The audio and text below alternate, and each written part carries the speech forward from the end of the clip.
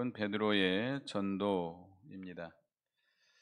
예수님께서 승천하신 후에 열흘 동안 예수님의 제자들과 예수님의 어머니, 동생들 또 다 합해서 120명의 성도들이 마가의 다락방에서 열흘 동안 전심으로 기도합니다.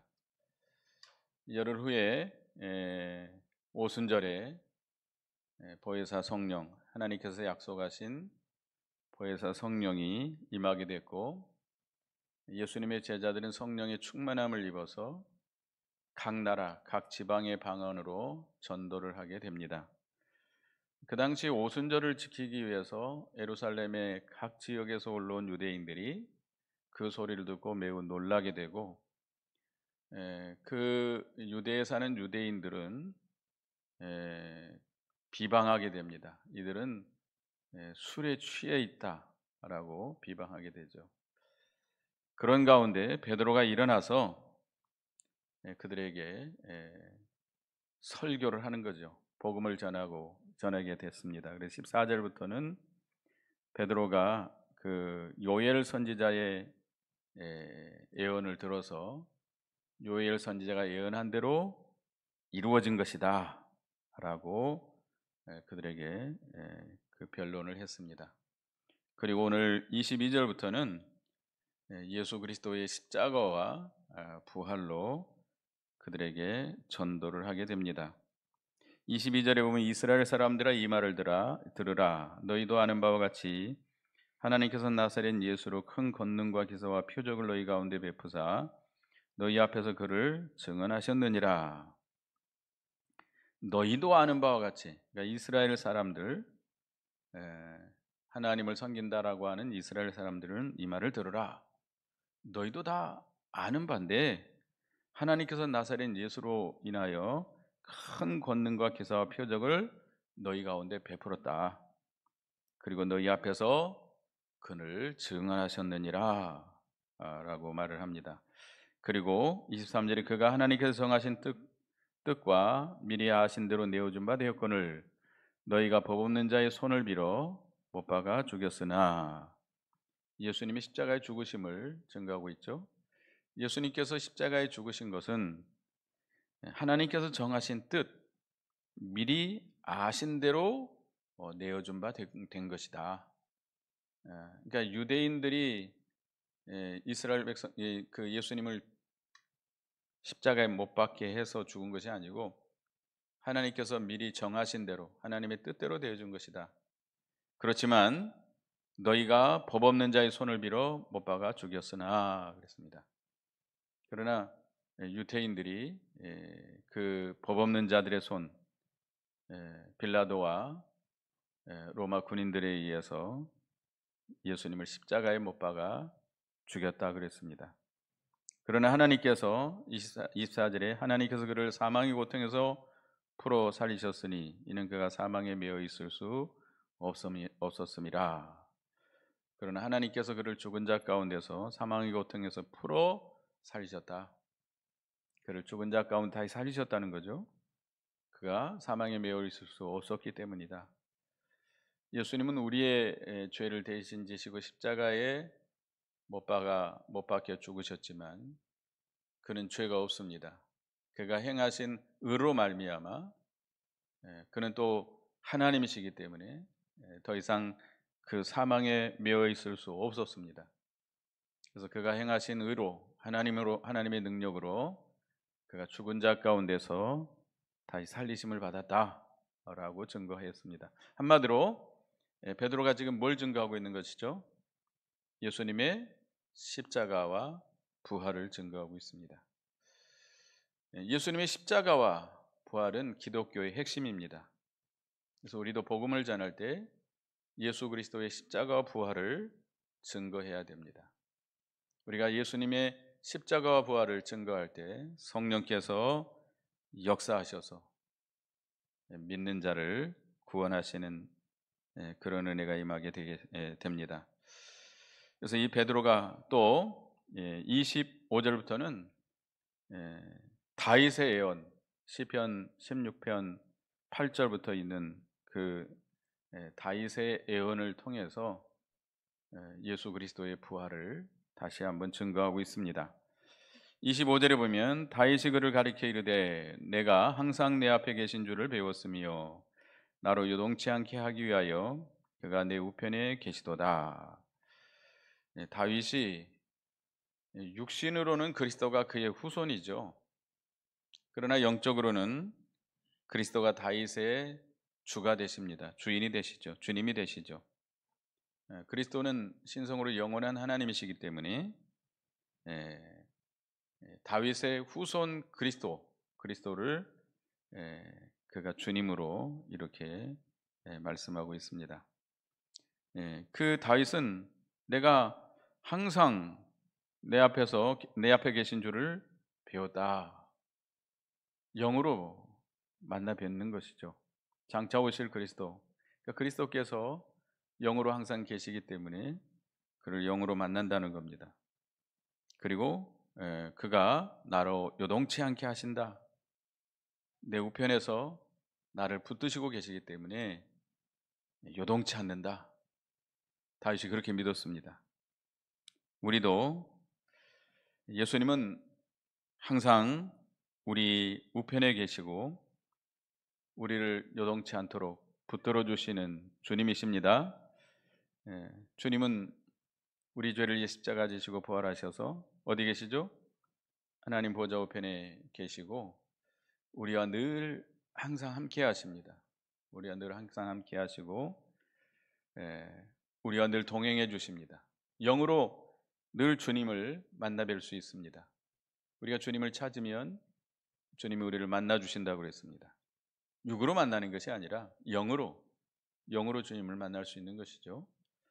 그가 우리를 능력의 팔로 의로운 팔로 우리를 붙들어 주시기 때문에 우리는 요동치 않는다는 겁니다. 그래서 26절에 그러므로 내 마음이 기뻐하였고 내 혀도 즐거워하였으며 육체도 희망에 거하리니. 그러므로라고 하는 것은 내가 항상 그 주님 앞에서 주님을 배웠고 주님이 나를 늘 붙들어 주셔서 요동치 않기 때문에 내 마음이 기쁘고 내 혀도 즐겁고 내 육체도 희망에 거한다라고 고백하고 있습니다. 다윗의 고백이죠. 그러니까 다윗이 항상 주님 앞에서 하는 거예요. 이 다윗은 항상 기도의 사람이었습니다. 어렸을 때 소년 때부터 자기 아버지 양을 칠 때 늘 그 묵상하면서 말씀을 묵상하면서 기도 생활했고 자기 아버지 양이 사자나 곰이 와서 물어갈 때는 하나님의 능력을 힘입어 나가서 그것들을 물리치고 양을 지켰던 그 믿음의 사람입니다. 그래서 다윗은 늘 주님 앞에서 사는 생활, 주님과 동행하는 생활이죠. 그런 생활을 할 때에 주님께서 항상 자기를 요동치 않게 해주시고 우편에서 자기를 붙들어 주셨다. 그러므로 내 마음이 기뻐했다. 내 입술도 즐거워했다. 내 혀도 즐거워했다. 육체도 희망에 거하게 됐다라고 고백하고 있습니다. 이것은 왜냐? 이는 그랬죠. 27절을 다 같이 읽어보겠습니다. 시작. 이는 내 영혼을 음부에 버리지 아니하시며 주의 거룩한 자로 썩음을 당하지 않게 하실 것이미로다. 이는이라고는 이 앞에 나오는 내용에 대해서 결론적으로 말하는 거죠. 그 원인을 말하고 있는 건데 이거 우리가 주님이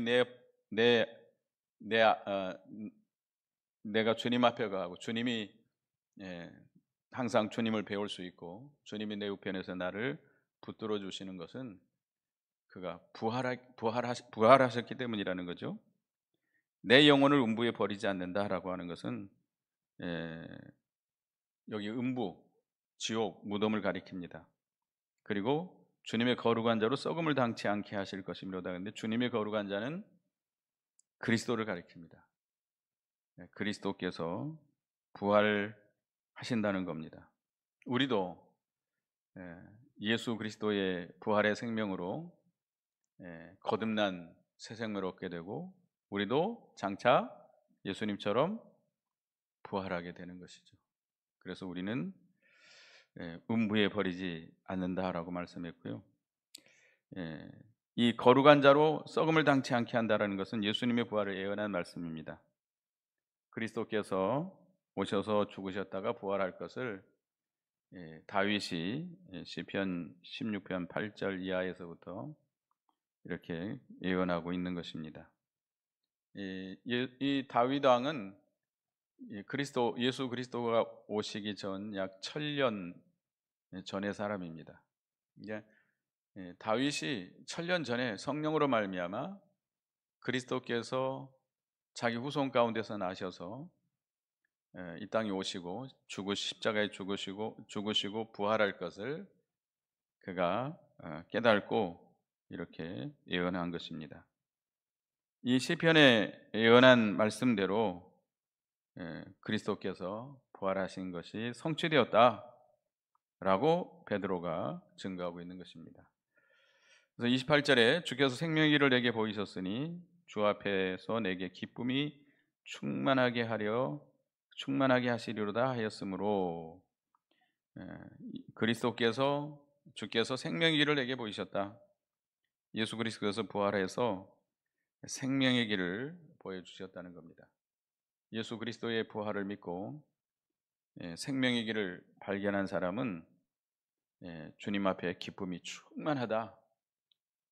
충만하다는 것이죠. 그래서 우리도 주님의 생명의 길을 깨닫는 우리가 되어야 되겠습니다. 예수 그리스도의 부활로 말미암아 우리도 예수 그리스도를 믿음으로 무슨 생명을 받았지요? 영원히 죽지 않는 거듭난 새 생명을 받았습니다. 우리는 죽지 않습니다. 육신은 죽어도 영은 죽지 않습니다. 또 우리 육신은 다시 어떻게 되죠? 부활하게 되죠. 이런 믿음을 가지시고 예수 그리스도의 생명에 더욱 깊이 참여해서 기쁨으로 생명의 길을 걸어가는 우리가 되어야 되겠습니다. 그 다음에 29절에 보면 형제들아 내가 조상 다윗에 대하여 담대히 말할 수 있노니 다윗이 죽어 장사되어 그 묘가 오늘까지 우리 중에 있도다. 형제들아 내가 조상 다윗에 대하여 담대히 말할 수 있다. 이 다윗의 그 예언한 말씀을 통해서 예수 그리스도의 부활을 담대하게 증거하고 있는 것이죠. 그런데 여기에서 다윗이 시편 16편에서 말한 것은 자기에 대해서 말한 것이 아니라는 겁니다. 왜 그렇죠? 자기에 대해서 말한 것이 아니라는 것은 다윗이 죽어서 장사되었고 그 묘가 오늘날까지 우리 중에 있기 때문이다. 다윗이 죽어서 장사되었나요? 다윗이 죽어서 장사되었습니다. 솔로몬과 그 후손들이 그를 장사 지냈죠. 그래서 다윗의 무덤이 그들 가운데 있다라고 증거하고 있습니다. 그러니까 여기서 다윗이 말한 것은 자기를 가리켜 말한 것이 아니다. 그걸 증거하고 있고요. 그래서 30절에 그는 선지자라 하나님이 이미 맹세하사 그 자손 중에서 한 사람을 그 위에 앉게 하리라 하심을 알고 그는 누구죠? 다윗이죠. 다윗은 선지자다. 선지자로서 장차 오실 그리스도를 예언한 것이다. 장차 그리스도께서 자기 후손 가운데 오셔서 그가 왕권을 얻게 되고 영원히 왕노릇 할 것을 그가 알았다, 깨달았다. 그리고 우리에게 증거했다. 사무엘하 7장을 보겠습니다. 사무엘하 7장 12, 13 하나님께서 다윗에게 말씀한 내용이죠. 사무엘하 7장 12, 13 같이 읽어보겠습니다. 시작. 내 수완이 차서 내 조상들과 함께 누울 때에 내가 내 몸에서 내 씨를 내 뒤에 두어 세워 그의 나라를 경고하게 하리라. 그는 내 이름을 위하여 집을 건축할 것이요 나는 그의 나라 왕위를 영원히 경고하게 하리라. 여기서 내가 내 몸에서 날 내 씨를 내 뒤에 두었다라고 했는데, 솔로몬을, 물론 솔로몬을 가리킵니다마는 예언적으로는 누구를 가리켜요? 그리스도를 가리킵니다. 그리스도. 장차 다윗의 후손 가운데서, 다윗의 후손 가운데서 그리스도가 나셔서 영원한 왕 노릇할 것, 다윗의 왕위를 계승해서 영적인 왕으로 영원히 왕 노릇할 것을 예언한 말씀입니다. 다윗은 하나님께서 하신 이 말씀을 성령의 감동으로 깨닫게 되고, 장차 누가 오실 것을 예언한 거예요?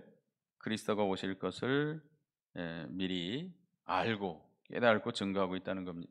증거했다는 겁니다. 그리고 본문으로 돌아와서 31절에 미리 본고로 그리스도의 부활을 말하되 그가 음부의 버림이 되지 않고 그의 육신이 썩음을 당하지 아니하시리라 하더니, 다윗이 그리스도가 오실 것을 미리 알고 보았다. 미리 알고 보았다. 그러니까 그는 성령으로 말미암아 깨달아 안 거예요. 장차 누가 오실 것을? 그리스도가 오실 것을.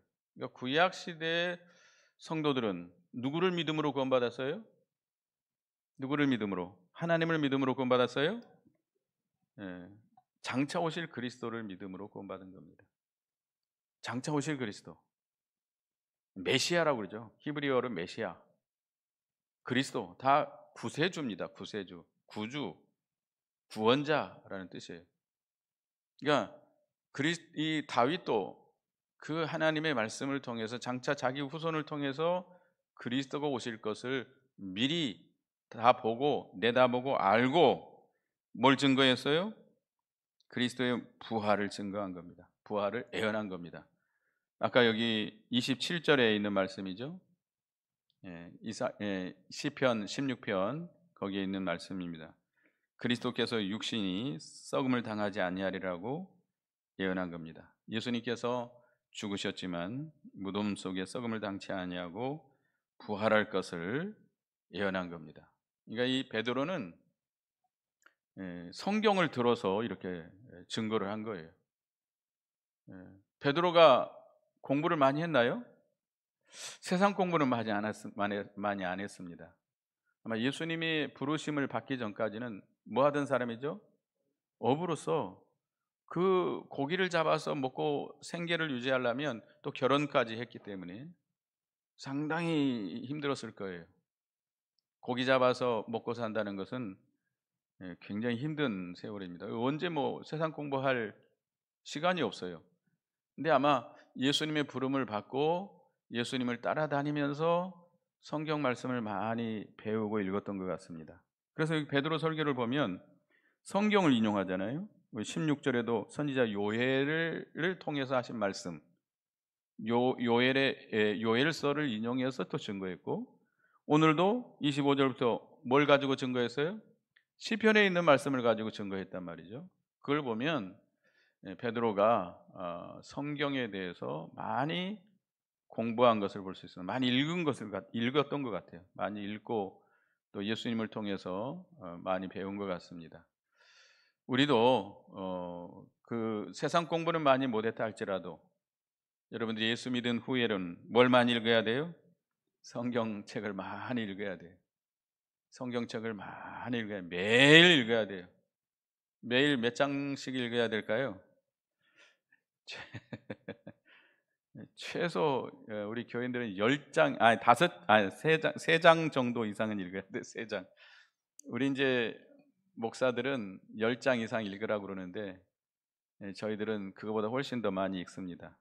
될 수 있으면 많이 읽으려고 노력을 많이 합니다. 그리고 설교 준비할 때도 그 본문을 많이 읽게 되죠. 읽으면서 또 묵상하면서 이게 준비하기 때문에 하여튼 성경을 많이 읽어야 돼요. 이 베드로의 설교를 들어보면 그냥 무식하게 말하지 않았어요. 다 성경을 인용해서 성령의 감동으로 성경을 인용해 가지고 이렇게 증거한 것을 우리가 볼 수가 있습니다. 그래서 우리도 성경을 많이 좀 읽고 배우고 알아야 됩니다. 그래야 우리가 신앙이 바로 돼요. 신앙도 바로 되고 또 우리가 이 복음도 바르게 증거할 수 있어요. 확신을 가지고 증거할 수 있어요. 성경을 근거로 해서 또 증거할 수도 있잖아요. 그래서 여기 이제 32절에 보면 이 예수를 하나님이 살리신지라 우리가 다 이 일의 증인으로다. 누가 예수님의 부활의 증인들이죠? 예수님의 제자들이죠. 제자들. 베드로를 포함한 예수님의 제자들은 그걸 확실하게 봤잖아요. 예수님의 부활하신 예수님을 만나봤잖아요. 그래서 부활의 증인들로서 지금 그 사역을 감당하고 있는 겁니다. 그래서 33절에 하나님이 오른손으로 예수를 높이심에 그가 약속하신 성령을 아버지께 받아서 너희가 보고 듣는 이것을 부어 주셨느니라. 하나님이 오른손으로 예수님을 높여 주셨다. 하나님의 오른손이 있어요? 하나님이 왼손도 있고 오른손도 있어요? 있어요, 없어요? 없어요. 은혜적인 표현이에요. 하나님 보이지 않습니다. 오른손이라고 하는 것은 능력이에요. 하나님의 능력. 하나님의 능력으로 예수님을 죽은 자 가운데 다시 살리시고 그가 이 땅에 오셔서 구속을 이루기 위해서 지극히 낮아지셨습니다. 하늘 보좌 영광 존귀 다 내놓으시고 완전히 자기를 비워내놓고 가장 낮아졌어요. 종의 형체까지 낮아졌습니다. 그리고 십자가에 죽기까지 낮아졌습니다. 그래서 구속을 이루어 주셨기 때문에 하나님께서 그를 어떻게 했어요? 죽은 자 가운데서 다시 살리시고 하늘 보좌 우편에 앉게 하시고 하늘과 땅의 모든 권세를 그에게 주시고 모든 만물이 모든 권세가 그 앞에 굴복하도록 그렇게 해 주셨습니다. 그래서 그렇게 예수님을 높이심에 그가 약속하신 성령을 아버지께 받아서 너희가 보고 듣는 이것을 부어주셨느니라. 그리스도께서 이렇게 하나님께서 그를 높여주셨기 때문에 그리스도께서 누구를 받았어요? 성령을 받아서 너희가 보고 듣는 이것을 부어주셨느니라. 그 유대인들이 다 보았잖아요. 예수님의 제자들이 뭘 하는 걸 봤죠? 성령 충만을 받아서 뭐를 했죠? 방언으로 전도하는 걸 그들이 들었잖아요. 여기서 방언이라는 건 뭐였죠? 알아들을 수 없는 방언이었어요? 외국말이에요. 외국말. 배우지도 않는 외국말로 복음을 증거한 거 얼마나 신기한 역사입니까? 그들에게 누가 임했기 때문에 그래요? 보혜사 성령께서 그들에게 임하고 그들이 보혜사 성령을 충만히 받았기 때문에 이런 놀라운 역사가 나타났다라고 증거하고 있습니다. 그래서 34절 35절에는 또 시편 110편 1절을 인용해서 하신 말씀입니다. 34절에 다윗은 하늘에 올라가지 못하였으나 친히 말하여 이르되 주께서 내 주에게 말씀하시기를 내가 내 원수로 발등상이 되게 하기까지 너는 내 우편에 앉아 있으라 하셨도다 하였으니 시편 110편 1절에 다윗이 그렇게 증거했습니다. 주께서 내 주에게 말씀하시기를 주께서라고 하는 것 앞에 나오는 주께서는 누구를 가리키죠? 하나님 아버지. 그리고 내 주에게는 누구를 가리키죠? 그리스도를 가리킵니다. 그러니까 예수 그리스도는 육신적으로는 다윗의 후손이지만 영적으로는 그가 다윗의 뭐가 돼요? 주님이 되시는 거죠. 주님. 내 주에게. 그러니까 그리스도는 자기 후손이지만 육신적으로 후손이지만 영적으로는 다윗의 주님이 되시는 것이죠. 그래서 그리스도께서 모든 원수를 다 정복하게 될 것을 다윗이 이렇게 예언하고 있습니다. 그리스도의 원수라고 하는 것은 하나님께 불순종하는 모든 정사와 권세와 모든 것들을 다 가리킵니다. 발등상이 된다는 거 완전히 다 정복한다는 거죠. 발로 밟듯이 완전히 다 정복한다는 것입니다. 그래서 하나님께서 이렇게 너는 내 우편에 앉아 있으라. 그 완전 정복이 이루어질 때까지 하나님 보좌 우편에 능력의 자리에 앉게 해 주셨다고 그랬습니다. 이렇게 베드로가 성경 여러 곳을 인용해서 뭘 증거하고 있어요? 복음, 예수 그리스도의 십자가와 특별히 부활에 대해서 강조하면서 증거하고 있습니다. 복음의 핵심이에요.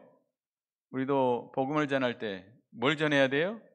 예수님의 십자가와 부활에 대해서 증거해야 됩니다. 그리고 이제 36절에 그들을 책망했습니다. 36절에 다 같이 읽어봅니다. 시작. 온 집은 확실히 알지니 너희가 십자가에 못 박은 이 예수를 하나님이 주와 그리스도가 되게 하셨느니라 하니라. 그런즉 이스라엘 온 집은 확실히 알아라. 너희가 십자가에 못 박은 예수를 하나님이 다시 살리셔서 주님과 그리스도가 되게 하셨느니라 라고 증거하고 있습니다. 그리고 37절에 그들이 이 말을 듣고 마음에 찔려 베드로와 다른 사도에게 물어 이르되 형제들아 우리가 어찌할꼬 하거늘. 베드로의 설교를 들은, 베드로의 전도를 들은 이 유대인들이 양심의 가책을 받았습니다. 그러니까 말씀으로 책망하니까 마음이 찔린 거예요. 그러니까 베드로의 설교는 어떻게 보면 뭐 그렇게 논리적이진 않습니다. 여러분 성경을 보면 사도 바울이 쓴 성경이 있고 베드로가 쓴 성경이 있습니다. 누가 더 논리적이죠? 사도 바울이 쓴 성경이 상당히 논리적이에요. 그렇지만 이 베드로는 성경 말씀을 들어서 성령의 감동으로 전했기 때문에 듣는 그들이 양심의 가책을 받은 거예요. 그 말씀이 그들을 찌른 거예요. 이 말씀이 능력이 있어가지고 성령으로 말미암아 그들의 심령 골수를 찔러 쪼갠 거예요. 양심이 찔린 거예요. 양심이 찔려서 그들이 뭐라고 말했어요? 형제들아 우리가 어찌할꼬 라고 그들이 말했습니다. 그러니까 이 예수님이 죽인 죄, 예수를 십자가에 못 박은 죄를 성령으로 말미암아 깨달아서 그들이 마음이 괴로워서 이렇게 말하고 있는 겁니다. 우리가 어찌할꼬 라고 죄를 깨닫고 회개하는 자, 그런 자는 참 소망이 있는 것이죠. 그러나 스데반이 이렇게 또 복음을 전가할 때 그들도 마음이 찔렸다고 그랬습니다. 사도행전 7장에 보면 그들도 마음이 찔렸지만 그들은 어떻게 됐죠? 오히려 반발심이 일어났어요. 반항심이 일어나가지고 이를 부득부득 갈고 스데반을 어떻게 했죠? 돌로 쳐서 죽였습니다. 똑같이 말씀이 찔렸지만 말씀에 의해서 양심의 가책을 받았지만 믿는 자는 택한 백성은 거기서 꼬꾸러지고 회개하지만 믿지 않는 자는 오히려 뭐가 일어나요? 반항심이 일어나요. 말씀의 가책을 받으면 반항심이 일어나요. 반항심이 일어나요. 이게 죄송합니다. 여러분들에게 하신 말씀은 아닙니다. 설교를 하다 보면 어떤 분들은 나중에 저한테 전화를 하거나 좀 목사님 뵙고자 합니다라고 하시는 분이 있어요. 저는 목사님 설교에 너무 괴로워서 못 견디겠습니다. 저는 이 교회에 있을 수가 없습니다.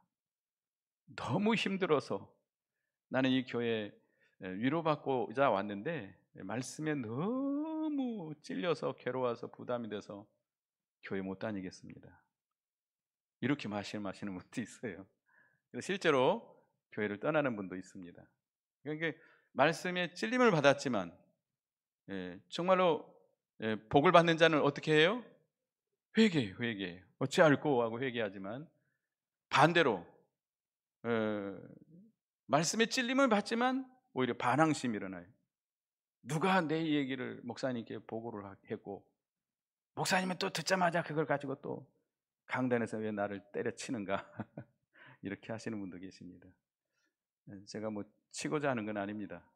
근데 하여튼 반발심, 반항심이 일어나는 분들이 있어요. 그건 복을 받지 못하는 것이죠. 그래서 베드로가 38절 읽어보겠습니다. 시작. 베드로가 이르되 너희가 회개하여 각각 예수 그리스도의 이름으로 세례를 받고 제사함을 받으라. 그리하면 성령의 선물을 받으리라. 너희가 회개하고 예수 그리스도의 이름으로 세례를 받고 제사함을 받으라. 예수의 이름으로 세례를 받으면 제사함 받을 수 있나요? 세례가 제사함 받는 조건인가요? 아닙니다. 이 세례는 누구에게 주는 거죠? 예수 믿는 자에게 주는 겁니다. 예수 믿어서 죄사함 받는 증거로 세례를 주는 거예요. 그러니까 여기서 세례라고 하는 것은 믿음의 대명사입니다. 그러니까 다시 말하면 이 말씀은 결국 어떻게 하면 죄 사함을 받는다는 거예요? 믿으면 회개하고 예수를 믿으면 죄 사함을 받는다. 그러니까 회개하고 예수를 믿고 세례를 받으라 이 말입니다. 그러면 뭐가 임할 것이다? 성령을 선물로 받을 것이다. 성령의 선물, 성령의 감동과 위로와 기쁨과 모든 역사, 은사를 받게 될 것이다 라고 권면했습니다. 그래서 38절에 39절에 이 약속은 너희와 너희 자녀의 모두 먼 사람 곧 우리 하나님이 얼마든지 부르시는 자들에게 하신 것이라 하고, 이 약속, 믿는 자에게 성령을 주신다라고 하는 약속은 단 유대인들에게만 한계된 것이 아니고 모든 민족, 많은 이방인들까지도 다 약속하신 것이다. 믿는 자에게 성령을 주신다는 거죠. 40절에 또 여러 말로 확증하여 권하여 이르되 너희가 이 패역한 세대에서 구원을 받으라 하니, 베드로가 여러 말로 그들을 권면해서 확증하며 권면해서 이 패역한 세대에서 구원을 받으라. 이 패역한 세대, 지금 사도 베드로가 있는 예루살렘 그 지역은 아주 패역한 시대죠. 유대인들이 강팍해져 가지고 예수를 잡아 죽이고 그 제자들을 잡아 죽이려고 하는, 하나님을 거스리는, 하나님의 그 구원 운동을 아주 반대하고 거스리는 그 패역한 세대입니다. 너희들이 이런 핍박과 환란이 있을지라도 너희가 담대하게 구원을, 거기서 나와서 구원을 받으라라고 권면하고 있습니다. 이 시대도 마찬가지죠. 이 마지막 시대가 다 된 이 시대에 패역한 시대가 돼가고 있습니다. 얼마나 지금 패역한 시대입니까? 참 복음을 잘 받지 않는 시대. 특별히 여기 젊은 사람들 안타깝죠. 요즘은 젊은 사람들은 전도지를 주면 이렇게 거부합니다. 어떤 사람은 팔로 탁 치는 사람이 있어요. 굉장히 기분 나빠하면서 그런 되게 30대, 40대가 많이 그러는데 전도하는 걸 아주 싫어하는 사람들이 있어요. 어떤 애기 엄마들은 경찰서에 고발하는 사람도 있어요. 학교 앞에서 자기 아이들에게 복음을 강요한다고 경찰에 신고하는 사람들도 있어요. 화를 내고 막 그런 사람도 있는데 참 패역한 세대입니다. 이런 세대에서 우리는 거기에 잡히지 말고 방해받지 말고 믿음의 길을 걸어가는 우리가 되어야 되겠습니다. 41절에 그 말을 받은 사람은 세례를 받으며 그날의 신도의 수가 몇 명이나 더하더라? 3천이나 더하더라.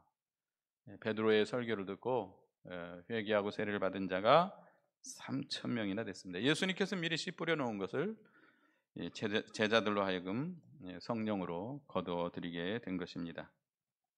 성령께서 이렇게 역사하니까 하루에 3천 명이나 회개하고 돌아오는 역사가 있게 됐습니다. 물론 이건 성령께서 하시는 일이죠. 제가 그렇게 한다고 될까요? 어떤 목사님들은 제가 설교하면 3천 명, 아니 5천 명, 10,000명이 회개하고 돌아오게 해주시옵소서. 욕심이에요. 허영심입니다. 하나님이 하시는 일이지 자기가 무슨 베드로 같은 사람입니까?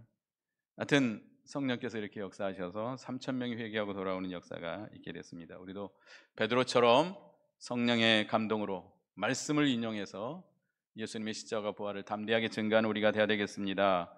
기도하겠습니다. 하나님, 베드로가 성경을 들어서 예수님의 십자가 부활을 담대히 증거할 때에 유대인들이 마음이 찔렸고 그들이 회개하고 세례를 받은 자가 3천이나 더했다고 그랬습니다. 저희들도 예수 그리스도의 십자가 부활을 전할 때 확신을 가지고, 성경을 들어서 확신을 가지고 성령으로 말미암아 증거해서 많은 죽어가는 영혼들을 살려내는 역사가 있게 해 주시옵소서. 예수님의 이름으로 기도드리옵나이다. 아멘.